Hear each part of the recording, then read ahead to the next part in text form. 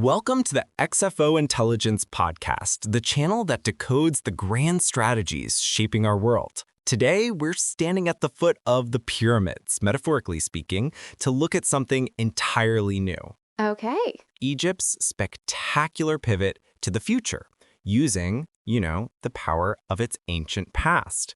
It's a fascinating play, and the centerpiece is the brand new Grand Egyptian Museum. We're looking at an analysis today titled The New Cultural Pyramid that argues this is, it's far more than just a new tourist destination. It's a masterstroke of 21st century geopolitical strategy. A new cultural pyramid, that's a powerful image. Let's break it down. So the core idea is that in today's messy, multipolar world with no single dominant power, Right. Egypt is activating its incredible history and turning it into what the report calls strategic capital.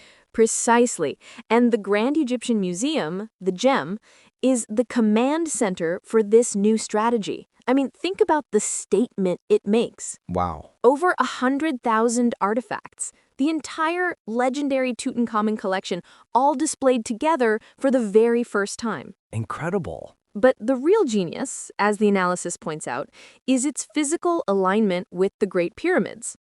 So it's a deliberate, symbolic line drawn directly from pharaonic glory to modern-day ambition. Yeah. It basically says we are not just the caretakers of this history, we are the active heirs, and we are a global player today. And this has very real, tangible consequences. The projections are staggering. Okay. Over 5 million visitors a year, generating an estimated $8 billion in revenue. Which brings us to a key mechanism the report identifies. The cultural value cycle. It's a powerful self-reinforcing loop. The sheer awe and prestige of the gem and the pyramids attract global tourism and investment. Right. And that revenue is then funneled back into more preservation, more cultural development, which in turn boosts Egypt's international prestige even further. Wow. It's a cycle that just continuously builds on itself. So cultural influence gets directly converted into economic power, which is then used to amplify that cultural influence. Precisely. While major powers are clashing with sanctions and trade disputes, Egypt is playing a completely different game. Yeah. It feels more subtle, maybe even more durable. It is. The report argues the strategy provides Egypt with civilizational credentials, a form of legitimacy that modern political conflicts really can't touch. Okay. It allows Egypt to engage with all the competing power centers, the US, China, Russia, the EU, the Gulf states, not as some dependent nation, but as an indispensable partner. Wow. It becomes what analysts are calling a cultural switchboard. A cultural switchboard. I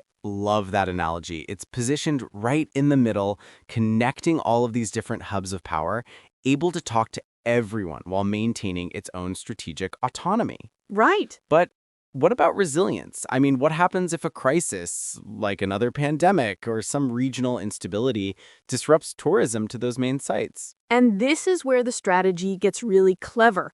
It's not just about the big, flashy monuments. Okay. The analysis uses this wonderful biological metaphor, a cultural mycelium. Cultural mycelium. Like the vast invisible fungal network that sustains a forest, there's this underlying web of smaller archaeological sites, local artisan communities, cultural traditions, digital outreach programs. So even if the main attractions, the giant trees, so to speak, are impacted, this resilient mycelium network keeps the cultural and economic bloodlight of the country flowing. Exactly. It's a distributed system, not a fragile, centralized one.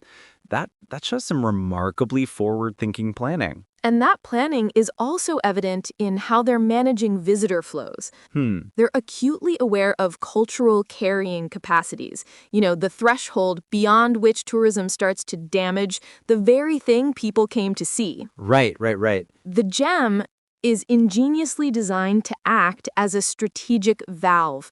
It can absorb the pressure of millions of tourists in a state-of-the-art facility, providing a world-class experience while protecting the fragile, irreplaceable ancient sites. And the sum of all this is what the report calls the soft power dividend. Yes. It's an accumulation of global goodwill, positive media narratives, and just genuine fascination that translates into real-world diplomatic and economic leverage.